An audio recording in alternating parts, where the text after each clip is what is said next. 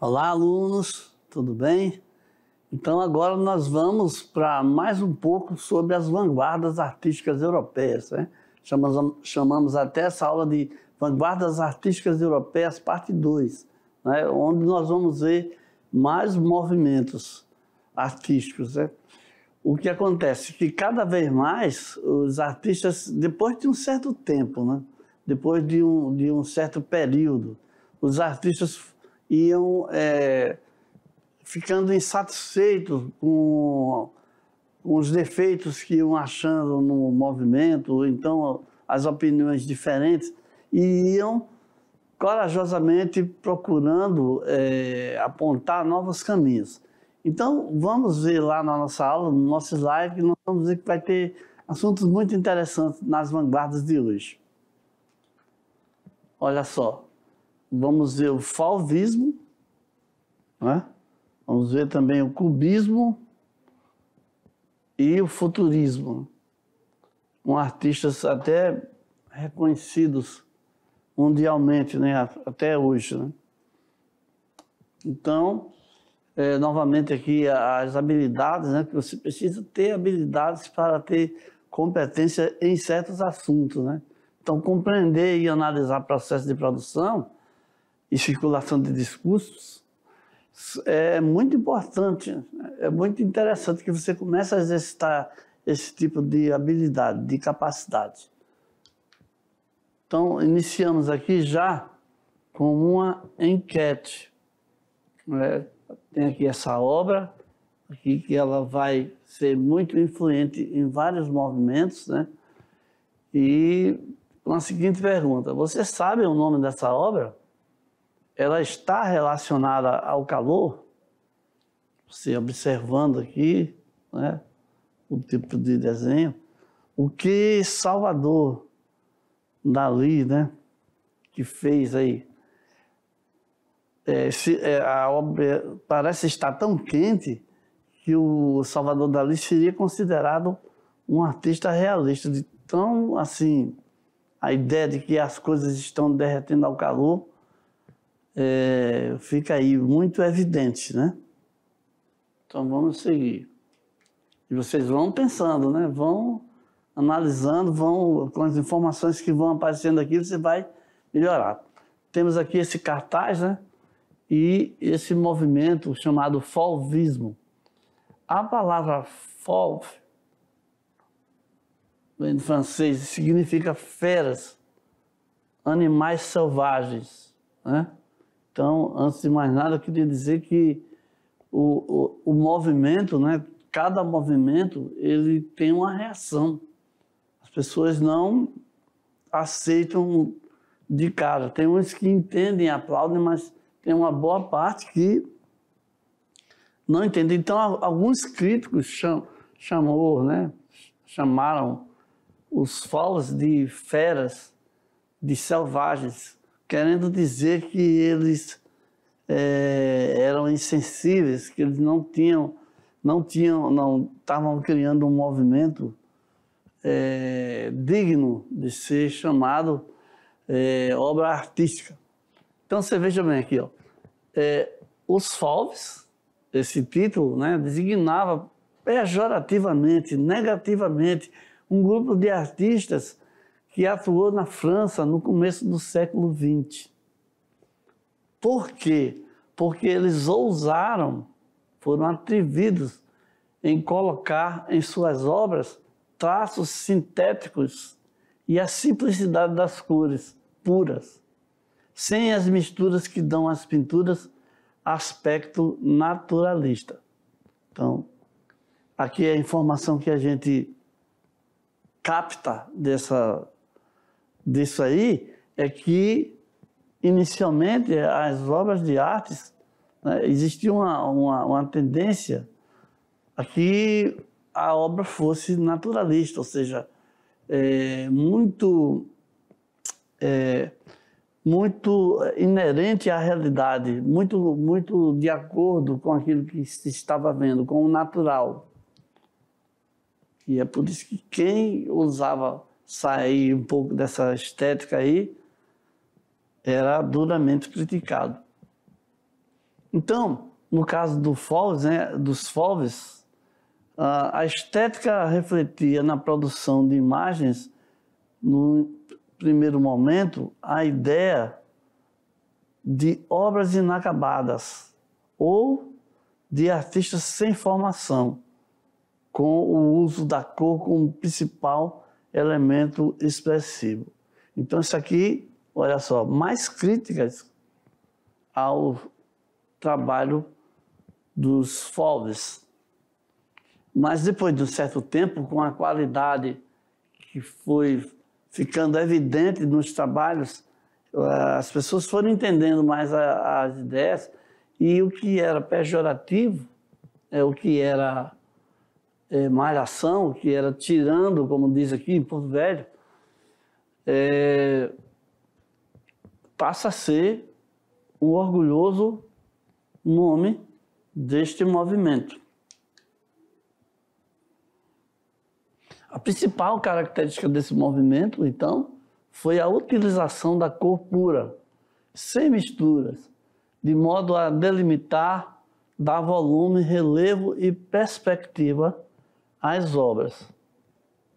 Então, vamos ver aqui que os fauvistas defendiam, acima de tudo, uma exploração de cores fortes, impactantes, vibrantes, intensas.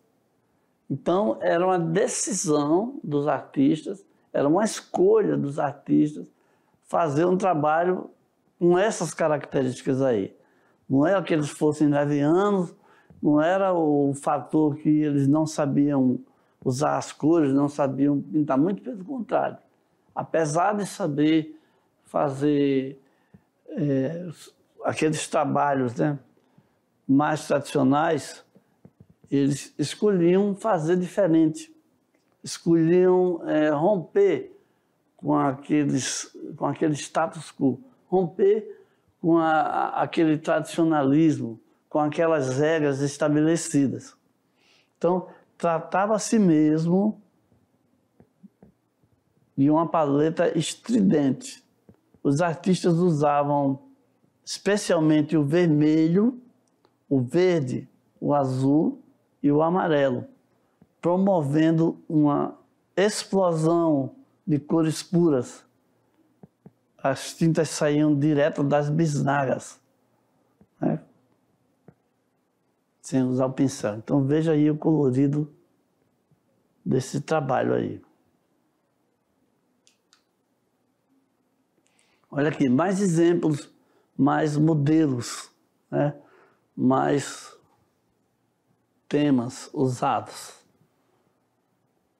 Então, os Fauves, atenção para outra informação importante, tá? Eles eram liderados por Henri Matisse e André Derain, e também Maurice Vlaminck, o Maurice. Né? Os Fauves liderados por Henri Matisse, André e Maurice, revolveram os alicerces da arte de sua época, com tratamento de cores, apresentação enérgica e liberdade de realização. Então, esses corajosos aí enfrentaram a opinião dos conservadores, né, dos apreciadores de arte e também dos artistas. Então, a temática da arte fauvista era baseada nas emoções, na leveza e alegria da vida. Esse estilo aí evitava os temas deprimentes, trágicos e impactantes. Só buscava retratar os instintos e sensações sem intenção crítica ou política. Então tá aí mais uma característica dos Fauves. Então, seguindo aqui, nós temos um dos quadros mais famosos, né, mais representativos. A Madame Matisse, a esposa lá do Henry. Então, esse quadro também tinha o nome de Linha Verde, foi feito em 1905.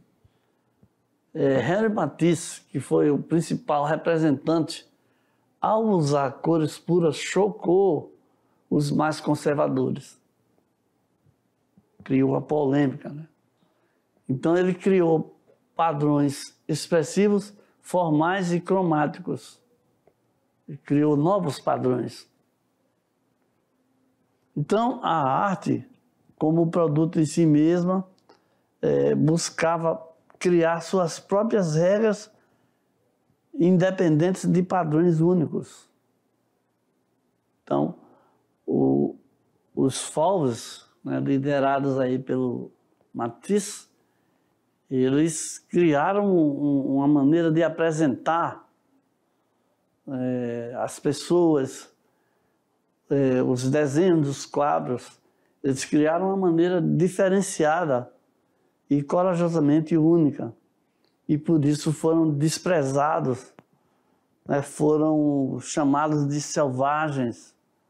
E nós sabemos já desde as outras aulas que existiam lugares para apresentação das obras de arte, onde os artistas procuravam ser aceitos, passavam por uma espécie de peneira, passavam por uma espécie de avaliação, e quem não entrava nos padrões, quem não apresentava os padrões exigidos, ficava fora daquele grupo de pessoas que podiam apresentar ali. Como resultado, né, os artistas começaram a buscar lugares independentes, alternativos, para apresentar os seus trabalhos.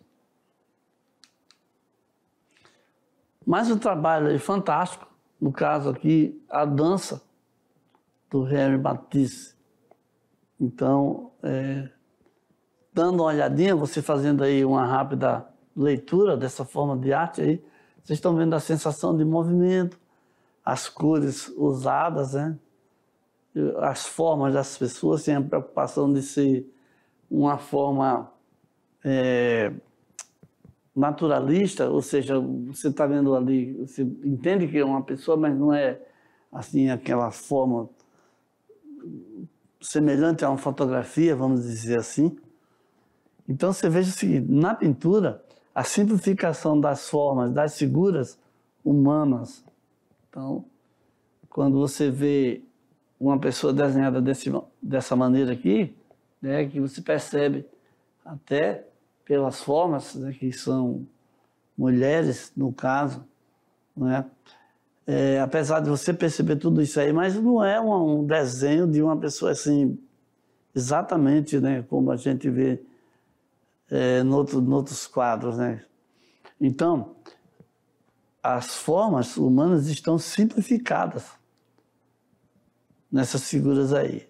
O céu ao fundo, né, e a terra formam um todo. Então, vocês estão vendo aí, né? Então, com cores puras e intensas. Impressão de movimento, né? Pela maneira como eles estão aí, ó. A gente tem a impressão que estão dançando numa roda, né? A dança entre o céu e a terra sugere continuação de movimento numa roda que gira sem interrupção. Exatamente. A impressão que a gente tem olhando para o quadro do Matisse é justamente aí pessoas brincando numa rodinha. Mas como se trata de uma pintura, estão aí, né, captadas num único momento dessa dança. Então agora nós vamos para um outro gênio, um outro movimento capitaneado por outro cérebro privilegiado, que estamos falando aqui no caso do Pablo Picasso, conhecidíssimo pintor, né? Então, aqui um exemplar de suas obras. E a gente já vai vendo aí algumas características, né? As formas são geometrizadas e angulosas. Geometrizada quer dizer que são semelhantes a círculos, a meio círculos, né? O nariz ali, ó, semelhante a um triângulo, né? E angulosas, né? Então, elas, sem representação no espaço tridimensional, nem separação precisa entre figuras e o fundo. As figuras estão como se tivesse rente à parede do fundo. Então, vamos seguindo aqui. O espanhol Pablo Picasso foi um dos criadores do cubismo.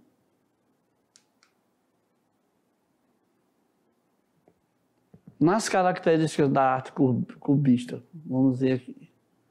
Presença do tridimensionalismo, ou seja, a representação da obra em 3 dimensões. Forte inspiração na Revolução Industrial e em cenários urbanos do início do século XX. Né? Então, no quadro também, né, há uma busca pelos múltiplos pontos de vista e o predomínio das cores mais sóbrias ou opacas. Então tá aqui, ó. Você está vendo, você vê os objetos em 3 dimensões, né? Um pouco de perspectiva aí. Cenários remetem à cidade, né? Dado o início do século XX. E várias facetas aí impondo aí múltiplos pontos de vista. E no caso, na maioria dos quadros, né, nós temos o predomínio de cores mais fechadas e até mesmo opacas, né? Então, o que vemos não se apresenta aos nossos olhos como uma forma fixa, né, de um único ponto de vista na representação, em perspectiva. Então você pode ter várias ideias, né, vários olhares, porque algumas pessoas realmente têm esse costume, né, esse entendimento de observar com mais cuidado as obras de arte, poder tentar captar a impressão, o significado, tentar adivinhar, né? Absorver totalmente. São pessoas que amam o desenho, são pessoas que amam esse tipo de arte. E essas pessoas passam mais tempo olhando, admirando, percebendo os detalhes dos trabalhos dos autores, né? Então, o que acontece? Quando a pessoa gosta de um certo tipo de arte, a pessoa procura mais informações, procura saber o entorno, a pessoa procura ter mais ideias, e aí passa mais tempo ali envolvido. Alguém que não gosta desse tipo de arte, nem olha, nem liga, nem dá importância. Diferente daquelas pessoas que gostam, que vão atrás, que consomem as informações sobre esse tipo de objeto artístico, né? Que tem a verdadeira experiência estética, a verdadeira procura pelas formas sem chegar ao ponto de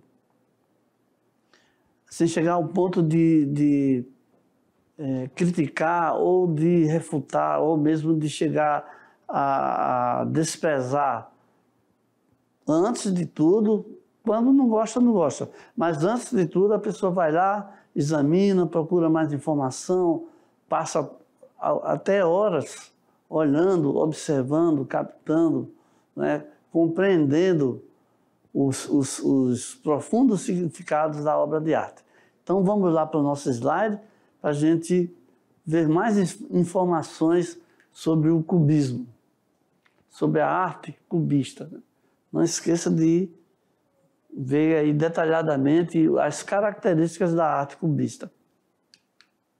Então nós vemos aqui, ó, um outro artista que também desenvolveu bastante, né?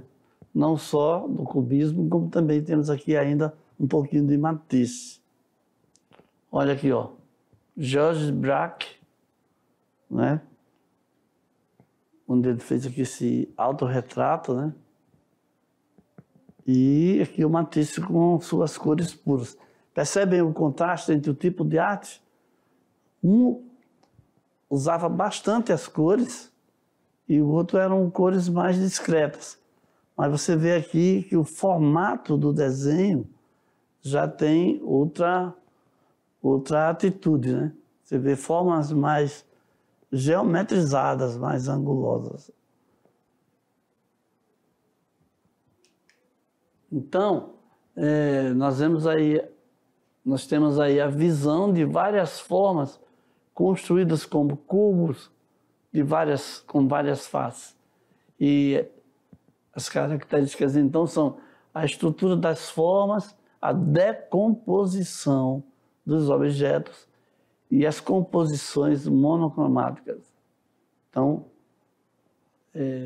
uma forma estruturada e os objetos eles estão decompostos, quer dizer que não estão no seu formato original, assim.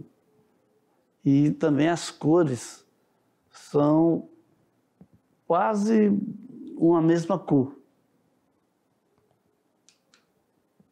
Então, o que vemos não se apresenta aos nossos olhos com uma forma fixa, né? De uma representação em perspectiva. Então, novamente, você observa aí a diferença. É aquela questão que eu falei da pessoa observar um pouco mais para compreender um pouco mais da obra de arte. Então, olha aqui, ó. Percebe-se que Pablo Picasso, nesse quadro aí, é influenciado pela cultura africana, pois claramente se vê que as prostitutas estão pintadas como se usassem máscaras africanas. Então nós temos aí, olha, as senhoritas, Les Demoiselles de Avignon, que é um quadro pintado em 1907, né? Óleo sob tela, que está lá no Museu de Arte Moderna de Nova York. O que acontece? Ele decidiu fazer uma pintura usando como modelos algumas prostitutas. E aí, em algumas delas, ele colocou máscara do estilo africano. Então vamos ver aqui, para a gente entender melhor. Pablo Picasso retrata prostitutas em um bordel de Barcelona, chamado As Senhoritas de Avignon. No entanto, o que mais chocou os críticos não foi nem o tema, não o fato dele pintar, dele usar como tema algumas prostitutas. O que mais chocou o crítico foi a forma como ele pintou, né?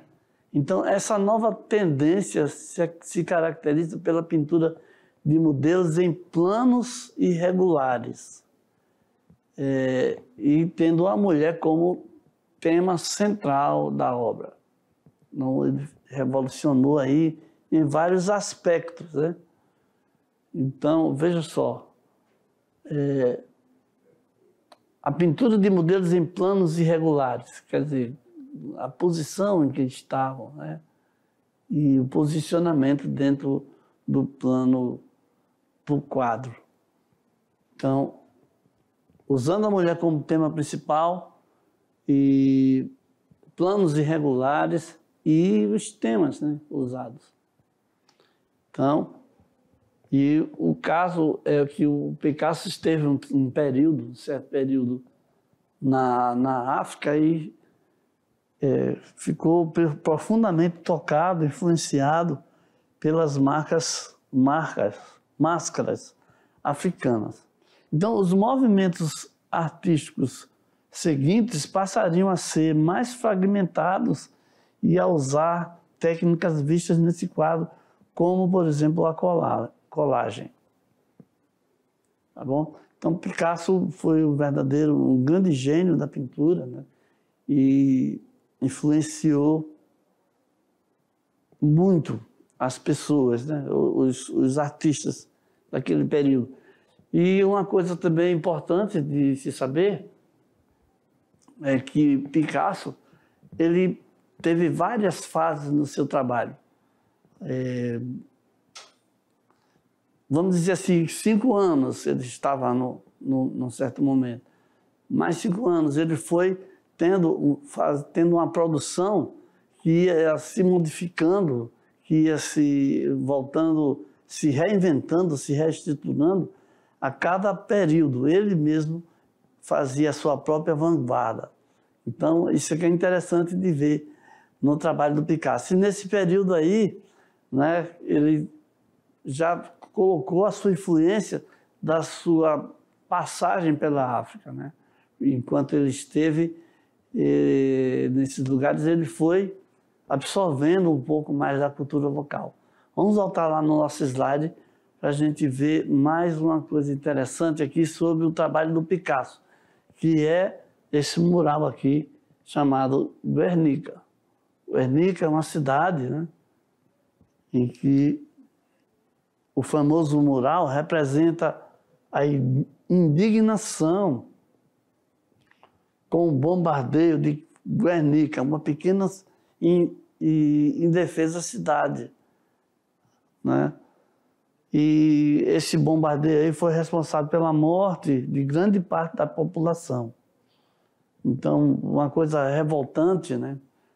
Semelhante em todas as guerras, acontece sempre isso, sempre pessoas inocentes e indefesas acabam sendo vítimas da barbárie, sendo vítimas das armas, da impiedade, da impiedosa uso da arma, da impiedosa morte, né? Mortandade das pessoas. E isso continua acontecendo no mundo nos dias de hoje. Não parou desde tempos atrás. Vamos tendo, em algum lugar do mundo está tendo uma guerra. Atualmente em 27 países diferentes estão sendo bombardeados. Pessoas estão morrendo sem ter nenhum envolvimento direto com os motivos por que os homens guerriam. Então, aqui no mural aí de Guernica, nos tons branco e preto e cinza, ele representa os fragmentos, os clarões, as figuras deformadas, o desespero e a violência na cena.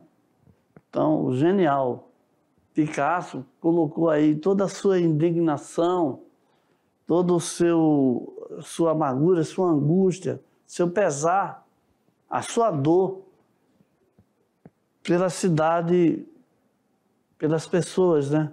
Da pequena cidade de Guernica.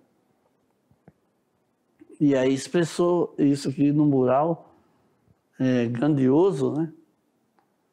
Que é famoso no mundo inteiro, fazendo com que as pessoas reflitam e não esqueçam da coisa ruim, da dor e da violência causada pela guerra. Então, sabendo dessas informações aqui, sabendo desse contexto histórico e cultural, você com certeza vai fazer uma leitura mais aprofundada, mais diferente desse quadro aí. Você também vai se indignar e sofrer um pouco a dor do Picasso ao pintar esse quadro. Então, ver pessoas aí totalmente desesperadas, procurando fugir, procurando uma saída, uma solução. Não só pessoas, como animais também, né? Que foram trucidados aí nesse nesse momento aí horrível da humanidade. Então, agora nós vamos para o nosso próximo movimento, né, que é o futurismo. O que acontece? O mundo começa a se desenvolver mais. Então, o futurismo é um dos movimentos de vanguarda surgidos no início do século XX. É mais um, né? Foram surgindo vários, como a gente já está vendo aí. Então, oficialmente, nasceu em 1909, com a publicação do primeiro manifesto futurista, assinado pelo seu líder, o escritor Filippo Tommaso Marinetti. Então, um escritor, né, foi determinante para o aparecimento desse novo tipo de tendência artística, esses novos temas e essa nova maneira de pintar. Então, esse autor aí cultuava a violência e a guerra devido ao seu patriotismo extremista. Meu Deus! Então, olha só o que está falando isso aqui. Está falando que o Filippo, ele era a favor da guerra e da violência para defender o seu país. A mesma filosofia dos terroristas, né? Mesma filosofia, mesma ideia, né, de matar as pessoas para a causa do seu país. Patriotismo extremista é o significado disso aí. Então, os inventos se tornavam mais comuns na vida das pessoas, como o avanço na medicina, humanização, forma de poder político e maior comunicação. Então, você está vendo aqui uma representação aqui de uma cidade. Não sei se você está percebendo isso, né? Como os prédios lá amontoados, né? Tudo lá junto demais, tudo apertado demais dentro da cidade. Então, veja só, à medida que os inventos se tornavam mais comuns na vida das pessoas, e se dava o avanço na medicina, na forma de poder político e na comunicação, o movimento artístico futurista buscou exaltar estas transformações, negando o passado, valorizando a máquina, a velocidade e a guerra. Então, o movimento futurista aproveitou o momento, né, para desenvolver cada vez mais essa expressão de velocidade nas obras, nas cores, nas formas. Tudo dava uma ideia de movimento, de coisa futurística mesmo, de uma ânsia pelo que ia acontecer lá na frente, né? Então, tudo remetia a uma visão de mundo do passado. Tudo que remetia a uma visão de mundo do passado era desprezado pelos futuristas. Ou seja, o século XX começa com muitas mudanças, novas descobertas, invenções se popularizavam e transformavam a vida das pessoas, as relações sociais e de trabalho, a política, a comunicação e o transporte. Então, a arte também se transformou. A arte também acompanhou essa transformação e os artistas sensíveis passaram a expressar os acontecimentos, as mudanças que estavam ocorrendo. Olha aqui, essa escultura aí, ó, chamada Formas Únicas de Continuidade no Espaço, né? Ou seja, uma das famosas esculturas futuristas, uma das mais famosas, onde a figura humana foi trabalhada pelo artista de modo a passar a impressão de movimento, né? Essa posição aí com a perna na frente, né? Velocidade e força, ou seja, valores exaltados pelos futuristas. Então, o aluno não vai esquecer aí, né, dos valores exaltados pelos futuristas. O movimento, a velocidade e a força. E essa escultura aí, chamada Formas Únicas de Continuidade no Espaço aqui, feito pelo Umberto Boccioni.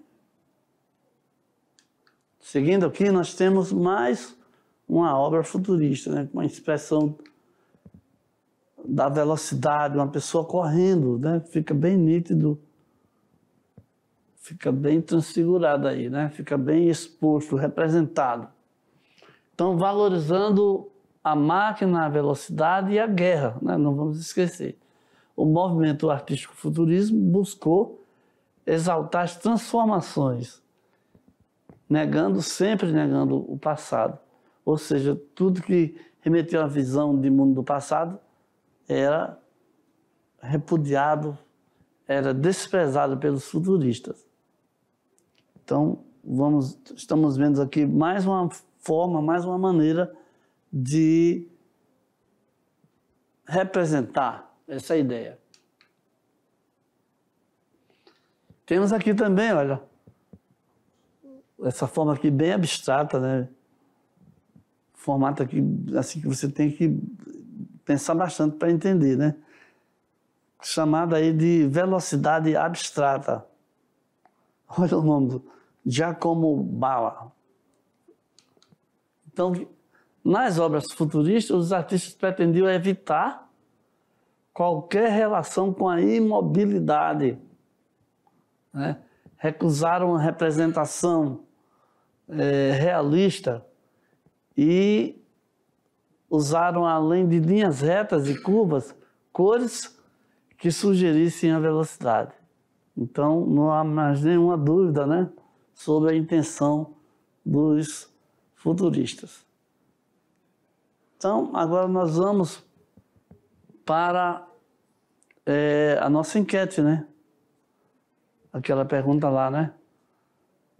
Você sabe o nome desta obra? Ela está relacionada ao calor, né? Então, a pintura, no caso, né? O nome é A Persistência da Memória, tá? Um quadro do Salvador Dalí. Ela recusa a lógica que rege a vida comum e desacredita da realidade que percebemos. São representações absurdas e ilógicas, mas de conjuntos reais.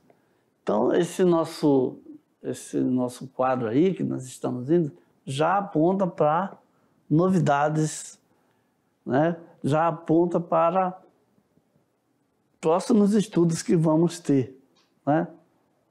Então, temos aí a persistência da memória.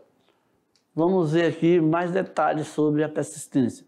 No caso, os relógios se derretem, representam um tempo que passa de forma diferente, né?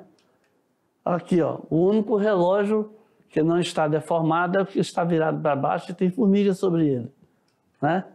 Quando o Dalí transfigura o relógio, ele nos faz perceber como esse pequeno objeto tem uma importância tão grande na nossa vida, né? A memória é uma forma de marcar o tempo, uma forma interna e subjetiva. O tempo da memória não é o mesmo do relógio comum, ok? Então, chegamos aqui às nossas referências e ao final da nossa aula. Espero que vocês tenham entendido bastante o que nós passamos sobre esses movimentos. E então, até a nossa próxima aula.